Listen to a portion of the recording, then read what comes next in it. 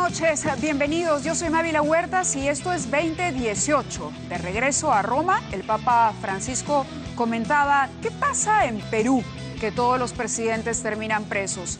Antes, en el aeropuerto no Jorge Chávez, sino en el grupo aéreo número 8, el presidente le había dicho que lo único malo en nuestro país eran los políticos. Por cierto, el presidente de la República concedió una entrevista a la cadena CNN en el marco de esta visita del Santo Padre a nuestro país y tenemos algunas frases destacadas de esa conversación con el periodista José Levi. El presidente dijo, entre otras cosas, el Parlamento trató de vacarme de un día para otro sin ninguna razón para hacerlo. Eso hubiera sido una derrota tremenda para la democracia. Y lo que necesitamos es la unión de criterios. ¿Qué queremos hacer? ¿A dónde queremos llegar? Nos lanzaron unas cosas que había que contestar de un día para otro, donde recién yo me entero de cosas que no conocía, refiriéndose, por supuesto, a estos contratos de Westfield con Odebrecht.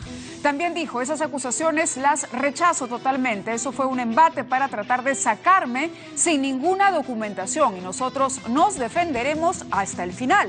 De alguna manera, el jefe de Estado deja entrever entonces que sí acudirá a la Comisión Lavallato o en cualquier caso la convocará a Palacio de Gobierno para responder las preguntas que ésta tiene pendientes de una respuesta por parte del jefe de Estado. Yo he sido una persona honesta toda mi vida, he trabajado por 60 años y no acepto que se trate de manchar una reputación ganada en toda una vida de trabajo. Esto es solo un extracto de la entrevista que el presidente Kuczynski concediera a la cadena CNN recientemente.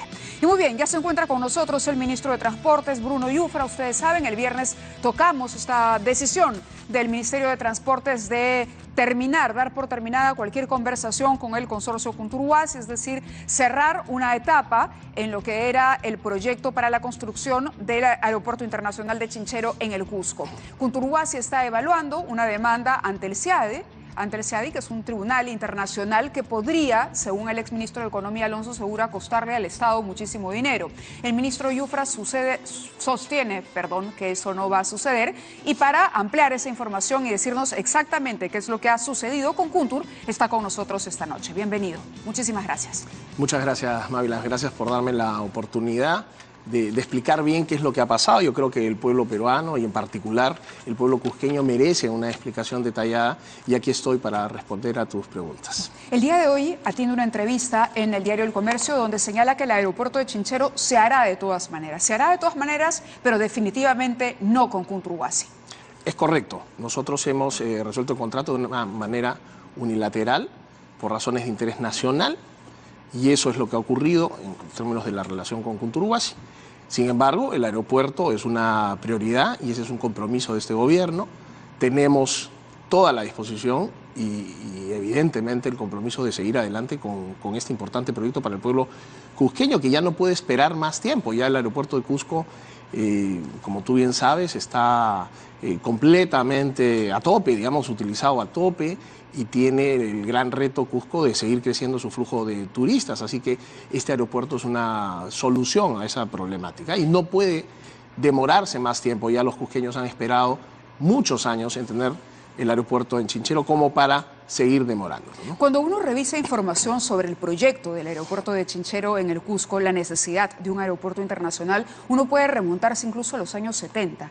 Es decir, esta no es una idea de este gobierno, tampoco fue una idea del gobierno de Ollanta Humala, ni siquiera de Alan García en su segunda gestión, sino que es algo que ya viene incubándose desde hace se han hecho muchos 40 estudios, años por lo menos. El MTC tiene muchísimos estudios también, y OASI, que es este organismo internacional de aeronáutica civil, también conoce las características de Chinchero y cómo, se podría plantear ahí ese aeropuerto. Así que efectivamente estás en lo correcto. Este es un aeropuerto que, cuya concepción viene barajándose desde hace más de 3 décadas, ¿no? ¿Por qué no se pudo llegar a un acuerdo con Kuntur si antes se había dicho que el divorcio iba a ser amigable? A ver, acá yo quiero ser muy claro en cuanto a las etapas y cómo ha evolucionado el acercamiento con Kuntur en el marco de esta discrepancia.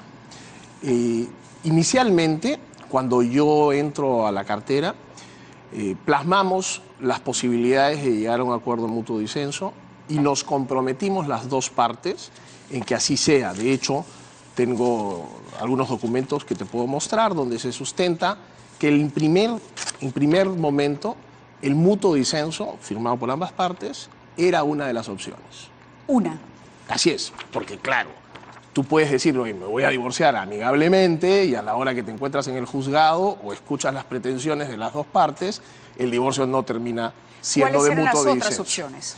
Las otras opciones eran que no se dé, el contrato tenía la salida por incumplimiento de cualquiera de las dos partes, ahí van dos salidas, el mutuo disenso o la resolución unilateral. Eran 4 opciones para terminar este contrato.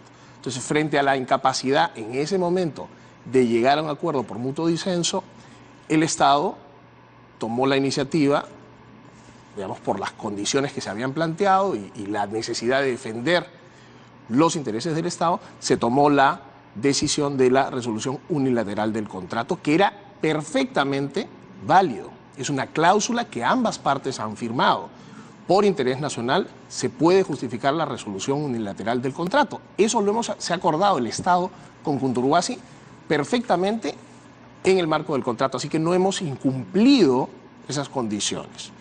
Evidentemente, la resolución unilateral no le pide permiso a la otra parte, porque si no, no sería una resolución unilateral.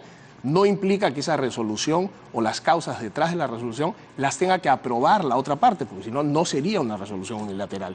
Y ese es un poco el escenario en el que nos encontramos después de la resolución unilateral. Pasamos a una etapa de trato directo, que es la etapa que se, conforma de forma previa a un arbitraje. En esa etapa hemos avanzado razonablemente bien hasta un punto en el que acabó el plazo y ya teníamos prácticamente una solución consensuada de salida que implicaba simplemente ponernos de acuerdo en un número. No hemos estado discutiendo si el contrato iba o no iba, lo que hemos estado discutiendo es el número. ¿Cómo se resolvía el contrato? ¿Cómo se resolvía? No tanto cómo se resolvía, porque ya estaba resuelto según la aplicación de esta cláusula de salida, sino siguiendo cada uno de los pasos que esta cláusula indica en términos de la cuantía que se tenía que pagar, el monto que se tenía que pagar, que el contrato establece. Hay una penalidad por resolución unilateral, un poco más de $8 millones, y se tenían que reconocer los gastos, incurridos en el proyecto, previa auditoría para validar que esos gastos efectivamente hayan estado asociados al proyecto.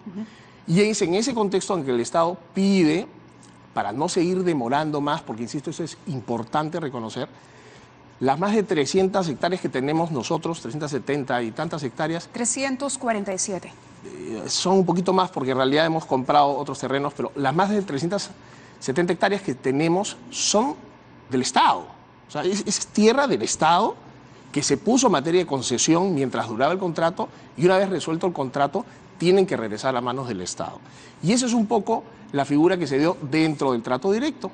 Se solicitó la transferencia voluntaria, la entrega voluntaria de las tierras como una señal de avance en el marco del contrato, del trato directo, y lamentablemente eso no pudo ocurrir.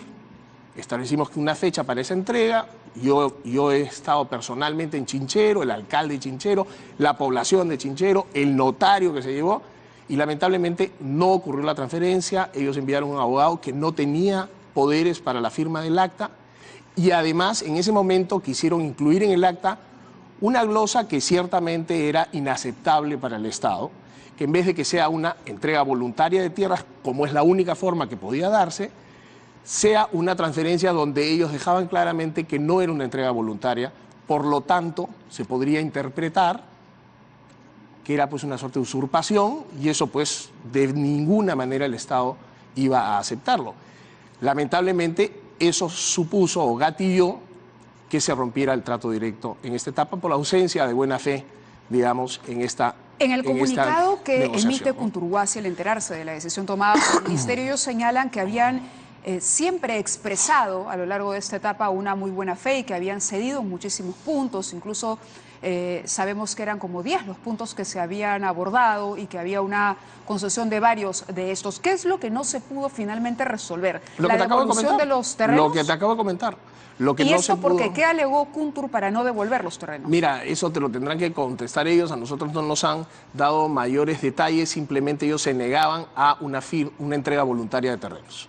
Como si lo que estuviera en discusión sean los terrenos. Lamentablemente, en este caso, los terrenos han sido, digamos, materia de un secuestro contractual.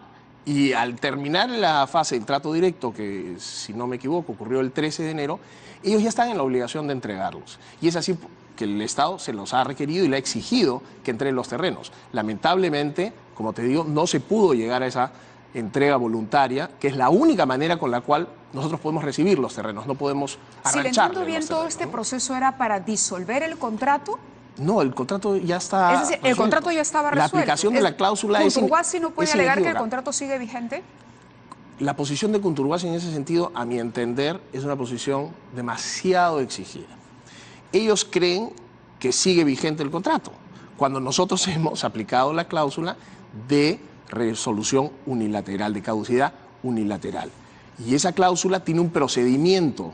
Y ese es el procedimiento que de alguna forma hemos estado discutiendo, que termine en un número. Estamos hablando cuando empieza este trato directo. Durante todo este tiempo de trato directo. ¿Que ya lleva 6 meses o 6 meses. 6 meses. Exactamente. O sea, aquí lo que estaba en juego era, oye, ponámonos de acuerdo del número. No la continuidad de la relación. Kuntur ya estaba fuera del juego. No, ya estábamos hablando del número, ¿me entiendes? Si hubiera sido ese el caso, todo este tiempo se hubiera estado discutiendo sobre el contrato sigue vigente, no, el contrato no sigue vigente, el contrato sigue vigente, no, el contrato... No hemos estado en ese plan. Se ha estado hablando de un número, de una salida para concluir, digamos, esta etapa. Y ese es el tema central. Por eso yo sigo pensando que en esa lógica, para ellos es mucho más sensato llegar a ese número y seguir pensando en ese número y no secuestrar las tierras. ¿Cuánto es ese número para el Estado peruano? No, yo no quiero en este momento entrar al detalle de cifras por respeto a la confidencialidad que esto ha tenido hasta la última etapa del trato directo, pero el contrato claramente establece qué cosas se deben de reconocer. Y en esa lista de reconocimientos se incluye primero la penalidad, que nadie la discute. ¿Cuánto es la penalidad? 8 millones y pico de dólares. Los gastos en los que se ha incurrido, y esos gastos en algunos casos son públicos, porque han estado validados por los CITRAN, por ejemplo, los estudios de ingeniería, los planos, que son algo alrededor de 23 millones de dólares, y una serie de gastos. El trabajo que ellos hicieron al realizar los estudios, ¿a eso se refiere, esos no, 23 millones? El pago que ellos hicieron para comprar los estudios de ingeniería es una propuesta técnica que merece un pago. Un pago, ¿no? ok. Y eso era del orden de 23 millones, y entre sumas y restas había un número que solamente recogía lo gastado. Aquí no estamos hablando de ninguna penalidad adicional, no estamos hablando de indemnizaciones, no estamos hablando de lucros cesantes, porque eso no lo pide esa cláusula. La cláusula lo único que indica es haz una devolución de los pagos, digamos, que ha realizado el concesionario mientras duró, digamos, su actuación en este contrato. Nada más. Y eso es lo que termina discutiéndose. Yo creería que con esa misma lógica de haber estado prácticamente encarando un acuerdo, ellos van a tener que buscar, me imagino, la figura más fácil, más económica para ellos de recuperar ese número, ¿no? Eso es básicamente. Mientras tanto, y aquí hago la invitación nuevamente al consorcio, porque le hemos exigido que entreguen los terrenos, hago un llamado para que reflexionen sobre la, digamos, absoluta neutralidad de los terrenos con respecto a la materia de la discusión. Aquí no hay nada que discutir en términos de la propiedad de los terrenos y quién los debe tener. Eso es algo que ya en este momento, tras haber culminado el contrato y haber pasado 6 meses, que es lo que exige el contrato previo a la caducidad final, porque tenías que pasar por 6 meses de trato directo, ya eso tiene que ocurrir en este momento, que es la entrega oficial de los terrenos voluntariamente. Ahora, si se apeló al trato directo como una de las 4 posibilidades, otras... Eso es una consecuencia previa, digamos, es una antesala a un arbitraje. Entonces lo que sigue es el arbitraje. No necesariamente. Puede ser un arbitraje internacional, puede ser un arbitraje local, ellos tendrán que ver cuáles son sus opciones. Puede haber una actitud de fijación o de propuesta en la que el Estado cree conveniente aceptar. Yo creo que todavía hay algunas opciones. Evidentemente, lo más probable es que ellos quieran irse a algún arbitraje. No sé qué puertas de arbitraje tocarán. El CIADI puede ser una de ellas, no es la única. Y en ese contexto también ellos tendrán que saber sustentar su posición. Nosotros tenemos una posición sumamente clara, como la ha tenido el Estado Mávila en todos sus procesos. De 15 procesos arbitrales finalizados, el Estado ha ganado 12. Y en los 3 en los que en teoría no ha ganado, la compensación que ha terminado pagando, en uno de ellos ha sido de 3% del monto solicitado y en otro de 4% del monto solicitado. Esas 15 controversias internacionales que llevaron al CIADI sumaban más de 50.000 millones de dólares.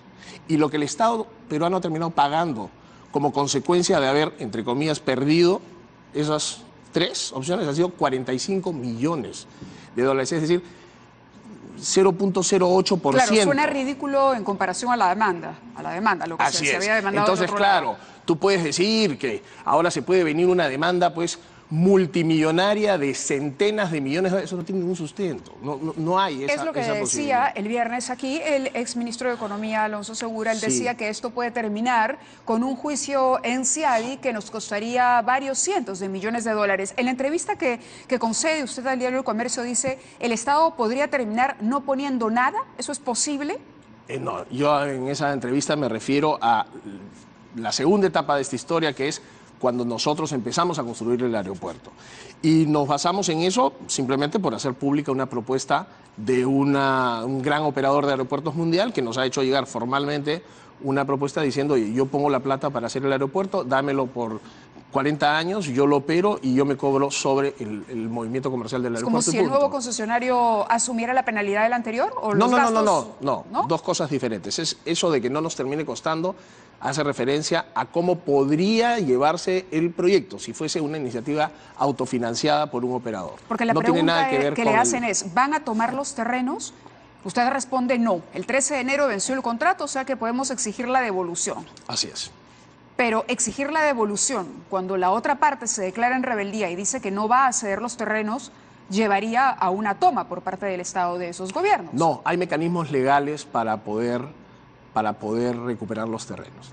No es una toma, digamos, violenta. Claro, es como que tú alquilas tu casa, te dejan de pagar, el contrato venció, tú no entras y lo sacas, hay un mecanismo legal para hacerlo, ¿no? Queríamos que lo hicieran antes como parte del acuerdo de reembolso de sus gastos. Continúa usted en esta entrevista. Ahora será el CIADI, Centro Internacional de Arreglo de Diferencias Relativas a Inversiones, el que determinará cuánto debe reembolsársele. Así es. La pregunta del periodista es, al final el proyecto va a salir más caro que si se hubiera hecho por la famosa adenda. Y usted dice, no necesariamente. Hay empresas internacionales interesadas incluso en financiar todo a cambio de una concesión un poco más larga. Es decir, más larga de los 40 años. Más larga de lo que inicialmente era esta concesión, que era 35, ¿no? Que era 35 años. Pero entonces, ¿se refiere sí a que un nuevo concesionario podría asumir todo lo que le ha costado al Estado esto? Con sus más y sus menos. Puntualmente en esa respuesta hago referencia a que pueden haber, y de hecho lo hay. Si la concesión es de 60 años, por ejemplo. No tanto así, porque ya esos 50, años adicionales no van a sumar 45. Mucho en términos de valor actual. Pero podemos hacer los cálculos y lo importante aquí, Mávila, es hay mucho interés en este proyecto. Muchos operadores internacionales están, digamos, mirando de cerca este proyecto. Algunos de ellos han hecho llegar propuestas como las que te acabo de presentar. Y en el marco de esa, digamos, dinámica, ¿cuántos son los que se han interesado por el proyecto? Bueno, por lo menos han habido 6 o 7 empresas que nos han hecho saber formalmente su interés. ¿Podría nombrarnos algunas? Vinci, empresas chinas, empresas canadienses. En general, todos los grandes operadores de aeropuertos han mostrado de alguna manera interés en esto. Y creo que si salimos a volver a ofrecer esto correctamente, porque aquí tenemos que señalar, este proyecto, Mávila, el contrato se firma en julio del 2014, o en abril del 2014, si no me equivoco. Mira la cantidad de tiempo que ha pasado y lamentablemente esto no tuvo buen puerto. Y no tuvo buen puerto, Mávila, porque se hizo mal ese contrato. La Contraloría recientemente ha emitido un documento y ha señalado claramente cuáles eran las deficiencias. Este es el informe justamente que ha colgado la Contraloría. Veo que has hecho tu trabajo. Jesús María, 26 de diciembre del 2007, esto es un documento de carácter público que recientemente divulgó la Contraloría respecto al contrato famoso del aeropuerto de Chinchero. Ahora, cuando uno somete este informe técnico, ¿no? Acá dice hechos observados, al análisis de un especialista que puede traducir, porque esto resulta a veces ilegible, el contrato original tenía dos problemas. Uno, el diseño mismo del proyecto. Parece que ese diseño estaba mal planteado. Y lo otro era la búsqueda de los postores, que tiene que ver con las bases de convocatoria. No, pero lo más importante, Mávila, es que no se fijaba una tasa de interés máxima en el financiamiento del proyecto. Y además no se fijaba una fecha límite para el cierre financiero. Entonces, claro, ellos podrían presentar un cierre financiero carísimo y como no había un tope de tasa, ellos no estaban incumpliendo nada. Y como el Estado no iba a aceptar un cierre financiero leonino, entonces le decía que no. Pero como no había una fecha límite para cerrar, ellos podían tomarse los años de los años en cerrar y presentar nuevas opciones y el Estado decirle no y no. Y así el Cusco terminaba 3, 4, 5 décadas sin aeropuerto mientras se buscaba un cierre. O sea, no establecías la tasa máxima y no le ponías un límite en el tiempo para que se logre el cierre financiero. De esa manera está el concesionario completamente libre de presentar las veces que quiera esa tasa. Tanto es así y tan claro es así que desde que se firma el contrato hasta que culmina el gobierno del presidente Ollanta Humala, no se hace nada. Ni se aprueba un cierre, ni se resuelve el contrato. La pregunta es, ¿por qué no se resolvió el contrato? Si podían haberlo hecho ante la incapacidad de un cierre financiero. Porque el contrato no te permitía hacer eso. Entonces, hubieran tenido ellos que tomar la decisión que nosotros sí tomamos de ponerle fin a este circuito vicioso. Vamos a entrar sobre eso más adelante porque hay una famosa adenda que pretendía para el gobierno. Que pretendía solucionar estos problemas. Funcionarios importantes. Como conocemos. Así es. De la Contraloría o del informe que ha presentado la Contraloría se desprenden varias cosas. Una, que el estudio de ubicación y orientación, y esto no es bueno tampoco para el gobierno del expresidente Ollanta Humala. En efecto, el estudio de ubicación y orientación de la pista parece que no está completo. No hay una justificación para la orientación de la pista. Dice, ¿cómo lanzaron un concurso público si no había ese estudio completo? Esa es otra pregunta que uno se puede hacer a partir de esto. Es decir, si el estudio técnico no estaba completo, ¿cómo se convoca, ¿no?, a un concurso público para obtener a un postor? Son preguntas que los funcionarios del gobierno de Humala deberían responder. También, eso es cierto. Dice, carta referencia de en el 2010 las bases del concurso. Estamos hablando del gobierno de Alan García, en 2010, porque les contábamos antes a los televidentes que este tema viene de varias décadas atrás. Muchos años. Así es. Se pedían tres cosas, tres requisitos a los postores. Uno, informe del patrimonio de la empresa. Dos, la facturación anual de la empresa, es decir, la solvencia económica que podía sustentar. Y tercero, una carta de referencia de una entidad bancaria internacional del postor o concesionario que refleje un respaldo financiero, un garante, una suerte de garante. En el año 2011 retiran este tercer punto de sustento, es decir, la Contraloría cuestiona ahora que no se haya reemplazado por un requisito similar y que simplemente bastara una declaración jurada del postor para adjudicárseles, creer en la palabra del postor sin que haya un aval que garantice que lo que está diciendo ese postor es correcto. Entonces le dan la buena prueba a una empresa que no había hecho cierre financiero y esto puede llevar a suspicacias, ¿no?, de que se quiso favorecer a una concesionaria en particular. ¿Está de acuerdo con eso? Mira, yo no quiero ponerle una etiqueta a ese diagnóstico, pero sin duda me reafirmo en lo que acabo de conversar, que además está señalado esto es de la Contraloría. Por la Contraloría, que ese contrato estaba mal hecho. Estoy parafraseando, lo estoy poniendo en palabras más o menos sencillas después de analizarlo y de consultarlo, pero la Contraloría lo ha publicado. La idea ligera, muy suelta de huesos, de decir que por qué nosotros no rompimos el contrato si venía mal, hay que cambiar la pregunta. Es ¿por qué el gobierno anterior no hizo algo contra ese contrato que venía mal en vez de solamente pateárselo a este gobierno? Es que la pregunta es ¿por qué este gobierno continuó con un contrato que estaba mal hecho? Por eso sale la adenda, Mávila.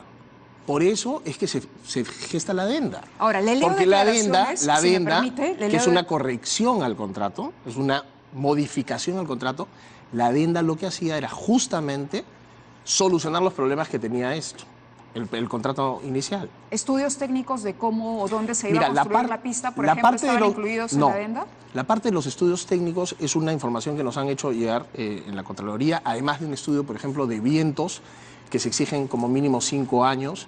Los estudios de viento, y acá me voy a abrir solamente un minuto, existen en el MTC solamente que divididos en periodos de 3 y 2 años, o sea, son acumulativos en 2 ejercicios, digamos, de evaluación, ¿ok? Entonces, algunas características técnicas pueden ser levantadas porque ciertamente existe ese sustento. Sin embargo, la ausencia del tope de la tasa de interés era algo gravitante, o sea, nos podían haber estado presentando cierres financieros eternamente junto con el hecho de que no había una fecha límite para hacer eso. Y ahí es donde radica el gran vacío de ese contrato, que, como todos hemos visto, han pasado los meses del gobierno anterior y nos los ponen en este gobierno con esas deficiencias. Y lo que hace este gobierno, considerando la importancia del aeropuerto, porque lo fácil hubiera sido patearla y patearla, considerando la importancia y tiempo transcurrido sin el aeropuerto, lo que hace este gobierno es tratar de salvar esta situación, creando esta adenda, firmando esta adenda, que bueno, todos hemos visto lamentablemente el desenlace. Ministro, ¿no? para aterrizar algunos criterios. Esta es una declaración del presidente Pedro Pablo Kuczynski en junio del año 2016 en la revista Semana Económica.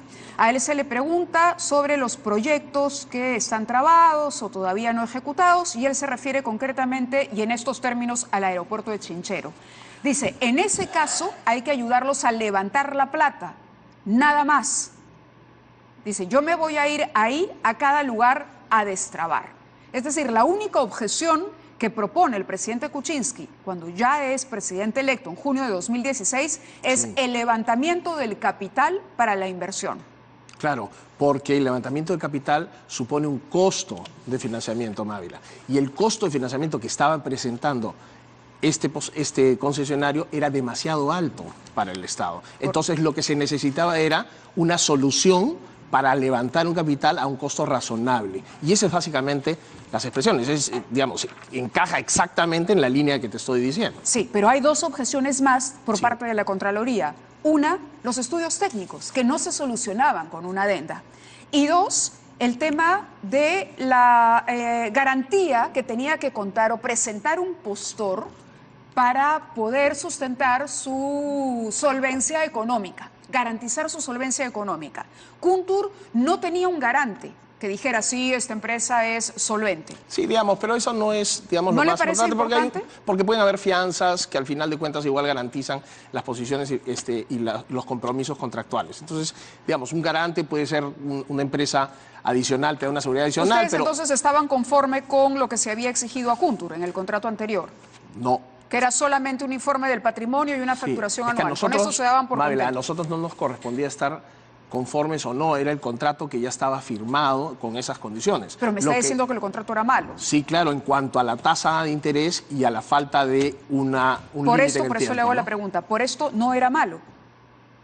Es que esto viene después, esas observaciones han salido después. No se hizo una evaluación con Contraloría en ese momento. Tenemos que trasladarnos al momento en que se abre los contratos, se ven las deficiencias del contrato y se identifica que el problema por el cual durante meses, casi 3 años, no se había llevado adelante este cierre era por estas carencias del contrato. Entonces, esas carencias fueron solucionadas con la adenda. Ahora, Contraloría ha hecho ver una serie de observaciones adicionales que evidentemente vamos a tener que tener en cuenta ahora que las ha hecho. Pero nosotros no tenemos cómo anticipar lo que va a pasar en el futuro, ¿no? Pero este contrato les ha costado perder a Martín Vizcarra en el ministerio.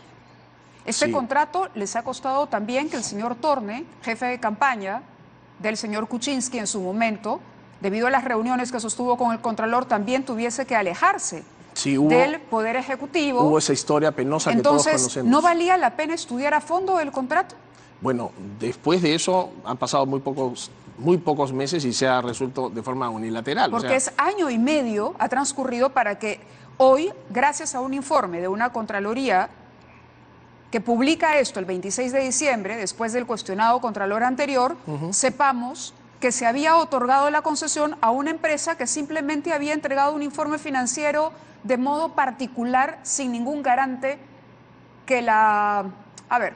sin ningún tercero que opinara respecto a ella, solo con la opinión y la palabra del concesionario. Claro, pero digamos en los términos de el contrato nada se podía hacer al respecto. ¿No y tampoco sobre los estudios técnicos de la pista, tampoco sabían ustedes nada de eso. No se tenía esa información, por supuesto. ¿Cuándo la han conocido esa información? Con el informe de la Contraloría. Es decir, recién ahora. El mes pasado, por eso. Pero sí sabían que estaba mal en el tema financiero. Absolutamente, porque eso es una cosa súper nítida. Cualquiera que lee el contrato y conoce la historia te dice el contrato está en esa parte está muy mal hecho porque deja abierta cualquier tasa de interés que se presente y no le pone límite en el tiempo para cerrar. Entonces, el concesionario, si es que el contrato no se lo impide, va a presentar una tras otra vez las tasas. Entonces, ustedes propusieron una adenda para solucionar el tema de interés y poder finalmente adjudicarle el aeropuerto de Chinchero a una empresa que no tenía cómo sustentar, que era solvente y que tampoco había presentado estudios técnicos adecuados para una obra de esa naturaleza. Pero eso se hubiera evidenciado, por ejemplo, la parte técnica, si es que hubiese habido una demora por un tema técnico, una observación en el tema técnico. Recuerda que todo lo técnico está supervisado por OSITRAN, se valida, se aprueba. Entonces, el aspecto técnico no era un inconveniente y no era una preocupación.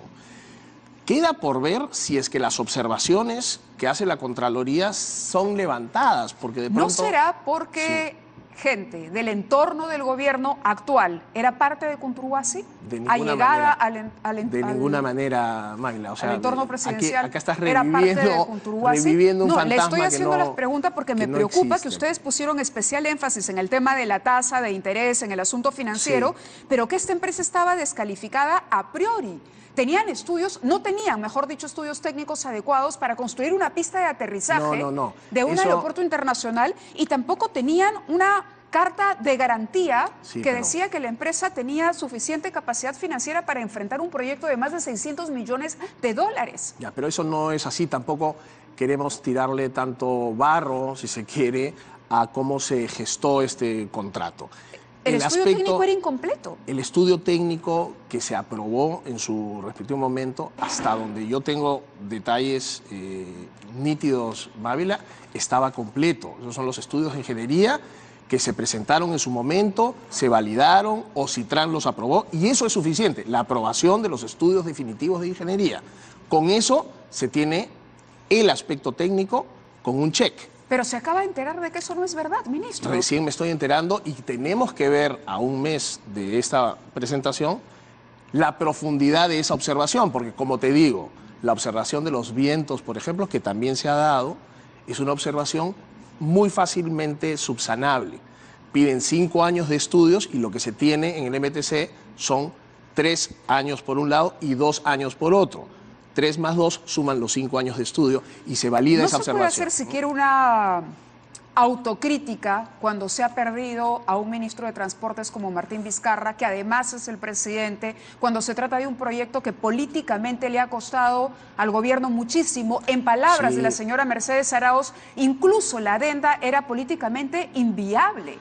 Ella lo dijo, Mercedes Arauz dijo, es políticamente inviable. Mira, si hay un espacio de autocrítica... ¿Por qué insistir con esa adenda que les ha costado tanto? Porque, tiene que haber algo atrás. Porque el Cusco pierde 50 millones de soles en pérdida social, calculado por el mismo sistema que evaluó este proyecto anualmente. Porque el Cusco no puede esperar su aeropuerto más tiempo. Porque la población está esperanzada en ese aeropuerto para dinamizar su economía, entre muchas otras razones realmente de interés nacional. Y es en ese contexto, sabiendo que eso ocurría, que este gobierno dijo, oye, esto lo vamos a arreglar. No vamos a caer en la irresponsabilidad de patear la pelota por todo el tiempo que se pueda para no enfrentar las cosas. Pero estaban protegiendo a una empresa que había infringido las normas. No, en ese momento no se conocía. Que había incumplido con los estudios técnicos. No, Mávila, estás manejando una información incorrecta. Te vuelvo a repetir, te vuelvo a comentar.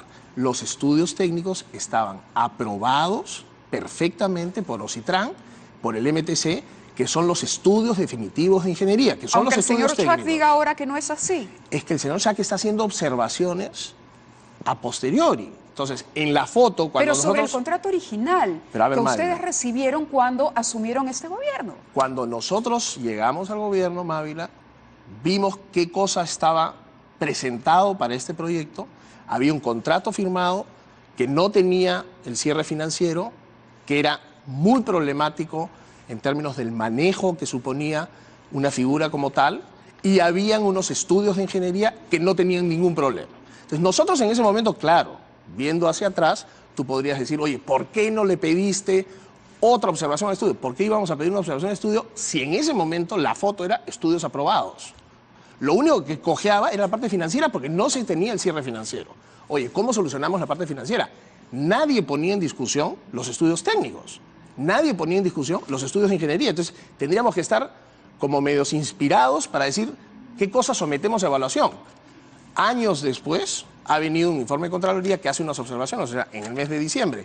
Bueno, eso será una señal de alerta y nos dirá, mira, en la parte técnica aquí hay una observación, pero eso viene después, pues, Mávila. Si Ocitran y el Ministerio de Transportes le dieron visto bueno a esas... Así es, habría que a ver... esos estudios técnicos. Hicieron mal su trabajo, entonces Ocitran hizo mal su trabajo. Eso es lo que nos falta ahora constatar, ver cuál es la profundidad de las observaciones contra la aprobación de los Cuando estudios se de le ingeniería, pregunta ¿no? por este tema a Kuntur, la respuesta es las bases, que ellos cumplieron con las bases que el gobierno del señor Ollanta Humala estableció para concesionar el aeropuerto de Chinchero. Por lo tanto, Kuntur cumplió. Lo que estaba mal eran las bases. Bueno, recogiendo además lo que después se plasma en el contrato, ¿no? El vacío del orden financiero. Si es un contrato, ¿no? Por eso vuelvo a la pregunta y es algo que realmente siento que no va a tener una respuesta. Si las bases estuvieron mal hechas, porque no eran lo suficientemente exigentes para convocar a concesionarios de nivel, si se exonera a la empresa de una garantía que avale su capacidad financiera, si el tema financiero adicional de los intereses estaba mal, si ni siquiera había los estudios técnicos, ¿por qué insistir en una adenda y no simplemente romper el contrato y acabar y darle al pueblo del Cusco, Mávila, borrón y cuenta nueva? Claro, vengan más, si me está reconociendo que hay tantos postores hoy interesados en ese proyecto. Eso lamentablemente no tenía cómo darse en el primer momento. O sea, la única consigna que se tuvo fue: vamos a sacar adelante este aeropuerto, vamos a darle a los cusqueños lo que el gobierno anterior no pudo darle con tantos meses de no había estudiado ese contrato, porque él dijo lo único que falta aquí es levantar el capital. Bueno, nada más falta. Haciendo la referencia al costo que supone... ¿No conocían a Kuntur-Uhashi? Bueno, Mávila, nosotros no hemos firmado ese contrato.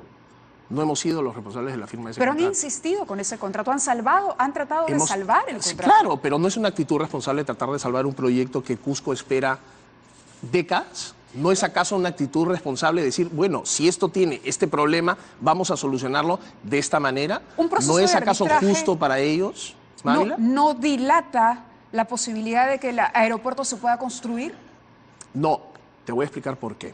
Nosotros, anticipándonos a este escenario, ya hemos tomado algunas cartas en el asunto y oportunamente, si el tiempo nos los permite, puedo regresar a darte todos los detalles. Tenemos varios cursos de acción posibles, los llamados planes B, si se quiere, para no interrumpir. Ahora lo que estamos esperando, y evidentemente esto sí es una condición absolutamente necesaria, es que se entreguen las tierras voluntariamente, tierras que son del Estado peruano, que le corresponde recibir ya dentro del marco del contrato, habiendo sido resuelto unilateralmente, tras haber pasado los 6 meses posteriores a esa resolución. ¿Cuánto puede demorar un arbitraje en resolverse, un arbitraje internacional? Depende, puede ser muy pocos meses si es que llegas a un preacuerdo de forma... ¿Lo máximo que podría demorar? Algunos años, 3, 4... Por ejemplo, si Kuntur alega que las bases sobre las que se exigió los estudios técnicos estaban mal hechas y que por eso el incumplimiento... Bueno, no sería porque, una... ojo, no se trata de gobierno, se trata de Estado peruano. Sin duda. Puede ser Humala, puede ser Kuczynski, pero a fin de cuentas el que va a ser demandado ante el CIADI no es el señor Kuczynski ni el señor Yufra, es el Estado peruano como tal. Felizmente, porque cree que vamos a perder entonces. No, porque yo no quiero estar en una demanda internacional a nivel personal. Yo tengo que trabajar por el país en el MTC y dedicar mi tiempo a sacar adelante los grandes proyectos y no a pelearme internacionalmente. Bueno, la pregunta es que esto, según algunos, puede durar hasta 10 años. No. Según fuentes allegadas a Kuntur puede demorar hasta 10 años. Eso no va a retrasar. ¿Por qué no retrasaría la construcción o la nueva concesión del aeropuerto? Porque en ese escenario no necesitaríamos a Kuntur para construir el aeropuerto. Necesitamos las tierras, simplemente que están secuestradas. ¿Y se puede llevar, digamos, tener un arbitraje en curso y al mismo tiempo concesionar? Absolutamente. Y yo te voy a invitar para que veas tú el proceso y nos visites cuando el aeropuerto esté en construcción. No tiene nada que hacer una cosa con la otra. Ahora lo que corresponde es recuperar las tierras que son propiedad del Estado en el marco de un contrato que fue resuelto y esperó sus 6 meses, como dice la cláusula de resolución unilateral. Eso Acá es lo hay único que tenemos que hacer. Un pronunciamiento finalmente del gobierno regional del Cusco que me acaban de hacer llegar, donde hay 5 puntos. Uno dice, el proyecto del Aeropuerto Internacional de Chincheros para el gobierno regional es de prioridad para promover y gestionar el desarrollo de la macrorregión sur de nuestro país y el incremento de la actividad turística. 2, las competencias de la construcción del Aeropuerto Internacional de Chincheros son de responsabilidad del Ministerio de Transportes, por lo que exigimos que en relación al rompimiento del trato directo entre el MTC y la empresa concesionaria Kuntur Huasi sea el propio ministro Yufra el encargado de brindar las explicaciones correspondientes. El ministro está acá dando las explicaciones. Tercero, han transcurrido más de 3 años de la firma del contrato de concesión del Aeropuerto Internacional. Luego, la resolución unilateral en el mes de julio de 2017 y en la actualidad la ruptura del trato directo entre el Estado y la empresa Kuntur Huasi, sin que hasta el momento exista claridad respecto del proyecto más importante para el Cusco y para toda la macrorregión sur del país. Desde la perspectiva del gobierno regional, asumiendo responsablemente la demanda histórica del Cusco y de la macrorregión, convocaremos oportunamente a una reunión del Consejo de Coordinación Regional, establecer una agenda común sobre la construcción de la infraestructura aeroportuaria, previa explicación del ministro de Transportes, en función de las consideraciones jurídicas y técnicas del actual estado situacional. Convocamos a la más amplia unidad de los cusqueños y los pueblos conformantes en la macrorregión sur para defender un derecho injustamente postergado por los protervos intereses del centralismo y sus representantes políticos. ¿Qué le decimos al Cusco? Y tiene toda la razón, y yo iré a Cusco, voy a Chinchero prácticamente cada 2 semanas porque hemos estado negociando la compra, finalmente llegando a acuerdos con las comunidades. Ya hicimos una primera transacción, le hemos pagado a la primera comunidad, ya tenemos un acuerdo con la segunda comunidad para la compra de todos los terrenos que faltan, con el trabajo dedicado también de Gualberto Sayo, que es el alcalde de Chinchero, y por supuesto que vamos a ir para conversar con Edwin Glicona. La pregunta que te hago después de leer ese comunicado, ¿no te parece, Mávila, que el aeropuerto es de interés nacional? ¿Te parece justo que nosotros...? Eso no está en discusión. Lo que está en discusión es haber prolongado la agonía de este proyecto por tanto tiempo si se sabía que el contrato era malo. Lamentablemente esa es la foto en la que vivimos. 1 año y medio es un montón de dinero.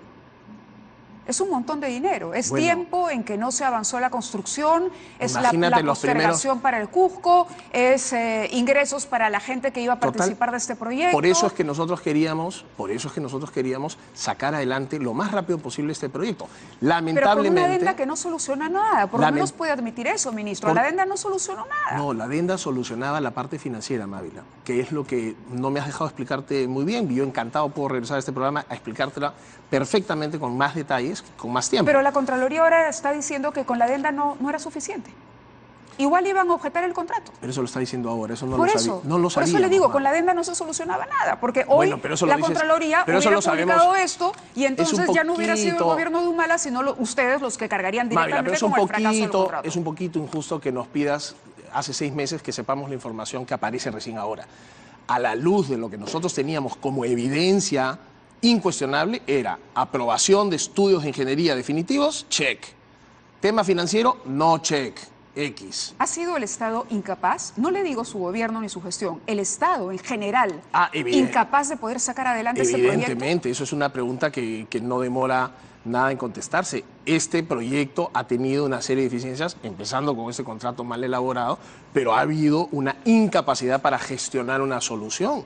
Y aquí lo que hemos recibido nosotros ha sido una papa caliente que hemos tratado de resolver. Porque recordemos que hubo conversaciones entre el señor Torne y el Contralor para que obtuvieran un informe favorable sobre esa adenda. Ahí estamos entrando nuevamente yo lo sé, pero es la lectura que hace el ciudadano, ministro. Claro, pero un Contralor al margen de los detalles técnicos, es la lectura que hace el ciudadano. Chinchero sigue siendo un problema. Sí, habría que explicarle bien al ciudadano, de la misma manera, que este Contralor fue altamente cuestionado, fue destituido justamente por tener actos sumamente cuestionados y no tenía ninguna credibilidad su función. Pero a ese contralor cuestionado, sin ninguna credibilidad, se le solicitó la aprobación y la manito para darle visto bueno a la venda.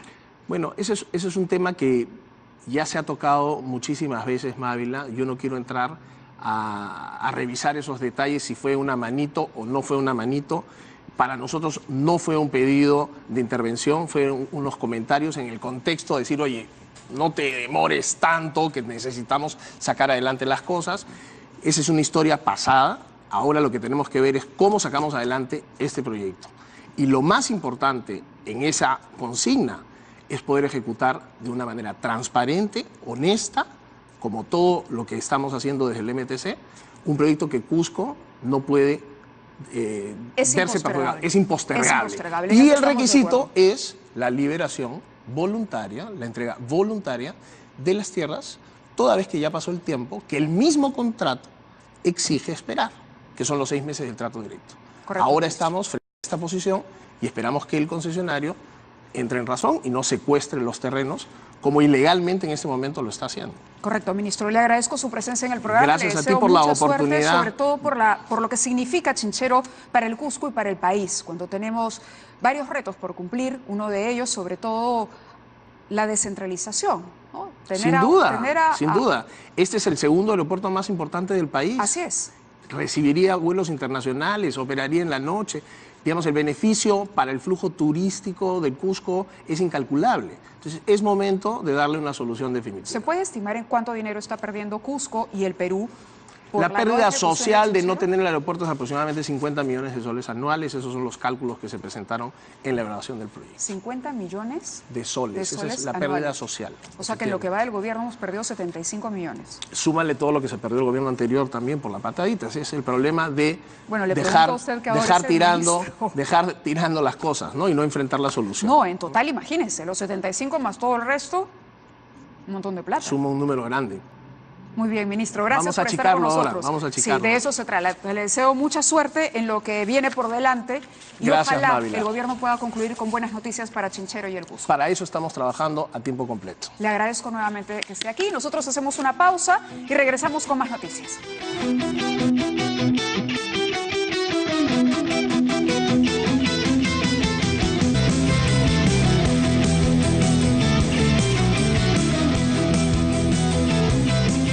Continuamos en 2018. Está con nosotros Heriberto Benítez, abogado del expresidente Alejandro Toledo, porque se han presentado un habeas corpus a favor del expresidente para anular los pedidos de prisión preventiva, incluso la captura, en base a una serie de motivaciones que nos explicará el doctor Benítez y de argumentos jurídicos que nos explicará el doctor Benítez en lo que queda del programa. Bienvenido, muchas gracias. Buenas noches, Mávila. ¿Cómo se puede pedir la nulidad de todo esto a pesar de que Barata, Maiman y quién sabe cuántos más están acogiéndose a la colaboración eficaz y hundiendo cada vez más al expresidente?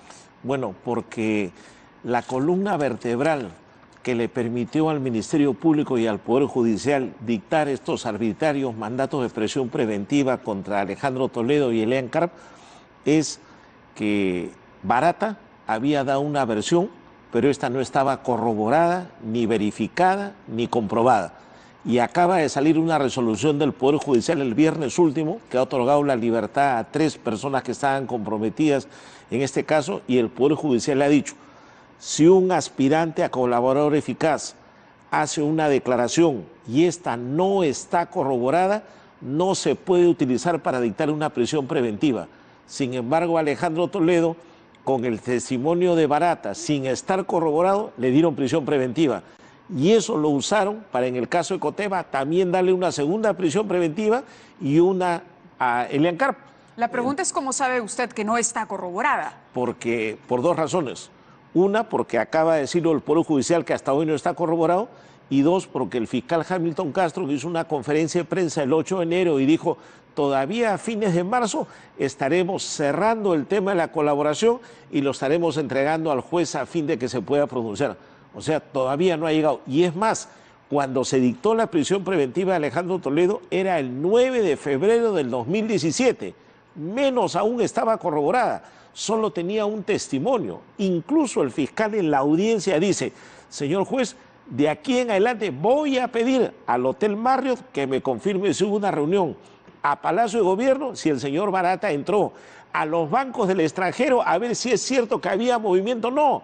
O sea, el propio fiscal reconocía que recién iba a corroborar, sin embargo le dictaron una prisión preventiva.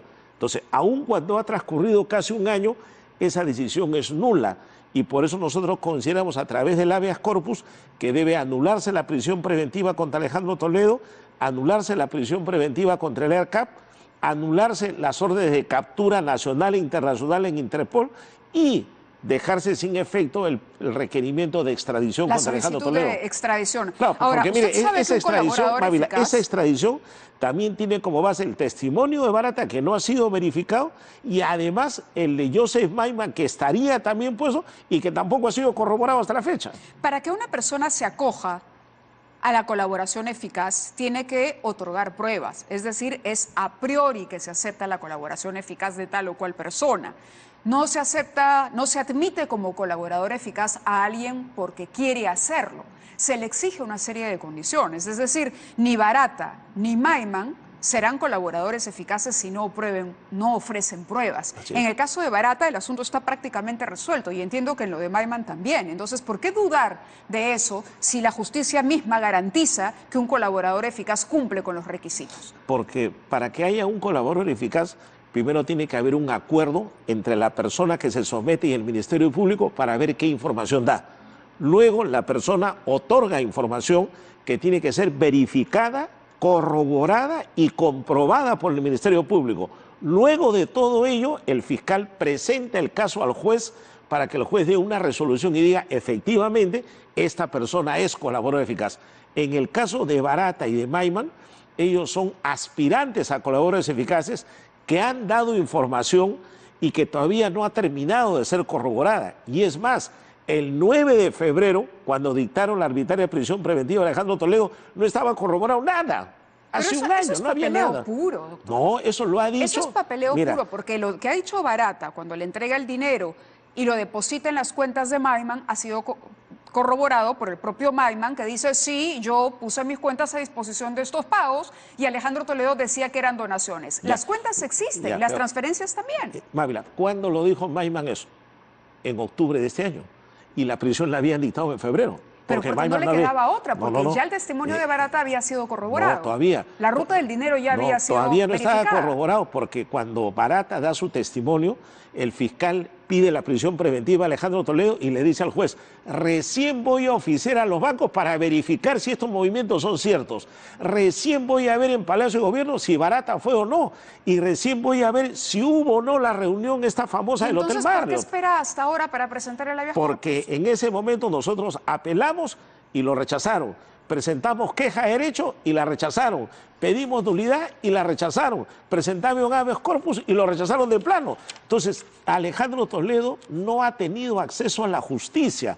Todo lo que presentaba se lo rechazaban. Ahora que ha salido esta nueva decisión judicial, nos ha abierto la posibilidad de presentar a través de un habeas corpus lo que hicieron, perdón? Esta del día viernes, donde resuelven la libertad de 3 funcionarios que estaban vinculados al tema Odebrecht, porque el tribunal que lo ha dictado es el mismo que conoce el caso de Alejandro Toledo, es la primera sala penal de apelaciones nacional. Entonces, esa sala que debió ver esto en febrero del año pasado y no pudo porque no lo hizo, recién un año después ratifica lo que hemos venido diciendo nosotros. Pero no han sido todos los directivos de las empresas consorciadas. Graña sigue en prisión. Claro, porque a ellos en primera instancia le declararon inadmisible la apelación, han presentado una queja y está por resolverse, o sea, todavía está en trámite. Ese era por un aspecto formal del Código Procesal. Además, el tema es completamente distinto en el caso de Toledo que en el caso de las consorciadas. Está bien, pero la Sala Penal Superior ha dicho en esta resolución, en sus cuestiones de derecho, ha desarrollado los requisitos para que el testimonio de un colaborador eficaz pueda ser utilizado para dictar una prisión preventiva. Lo ha dicho, lo ha desarrollado. Toledo es el depositario del dinero, es el destinatario del dinero. Pero mira, y algo más, la Sala Penal utiliza como base un recurso de casación dictado en el 2017 y lo desarrolla y dice, la Corte Suprema ya definió este tema, nosotros tenemos que cumplirlo.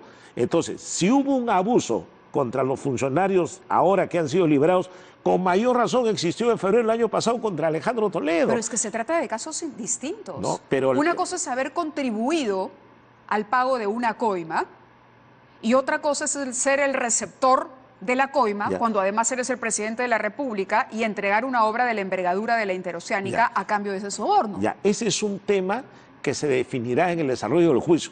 Acá lo que está en discusión es la prisión preventiva. Para dictarla se requiere que el testimonio esté corroborado y no lo estaba. Punto. Ahí termina. Entonces, ese Pero aspecto... no cuenta la ruta del dinero, no cuentan las transferencias que se han hecho a las offshore, no cuentan las mentiras de Alejandro Toledo cuando dice que su suegra pagó con lo que le indemnizaron por haber sido sobreviviente del Holocausto o víctima del Holocausto. Eso no entra para que se decida una prisión preventiva. Ya lo ha establecido la Corte Suprema, la Sala Penal Nacional, y así lo dice la ley. Sin embargo, en el caso Toledo no aplicaron esa ley, no cumplieron las decisiones de la Corte Suprema, violaron los derechos fundamentales de Alejandro Toledo. Por eso que nosotros decíamos, es una arbitraria prisión preventiva. Ahora estamos presentando el habeas corpus para que se retroceda a esa etapa. ¿Está confiado en que este habeas corpus va a proceder? ¿Usted confía en que va a proceder? Mire, si hay un juez imparcial, un juez que respete los derechos humanos, debe declarar fundado el habeas corpus y anular todas las medidas arbitrarias contra Alejandro Toledo. Y en ese caso, entonces, Alejandro Toledo tendría que venir. Bueno, retrocede el proceso a la etapa que corresponde y ahí tendrá que definirse el fiscal qué hace. Si el fiscal continúa la investigación, si el fiscal pide comparecencia. Si su defensa está bien encaminada, no hay motivos para que el señor Toledo se rehúse a enfrentar a la justicia. Bueno, él nunca se ha rehusado a enfrentar a la justicia. Pero no está acá. Lo que pasa es que le dieron una prisión preventiva cuando él estaba en el extranjero. Ahora se comprueba que fue vulnerando los derechos fundamentales y esperemos que nos den la razón. Si hay en el Perú acceso a la justicia, deben darnos la razón. De lo contrario, quedará probado que esto es una motivación política, que es una persecución y que Alejandro Toledo no tiene acceso a la justicia. Eso lo resolverá el propio Poder Judicial y por eso hemos presentado el habeas corpus. Muchas gracias, doctor, por haber estado con nosotros. Vamos a la pausa y regresamos en 2018.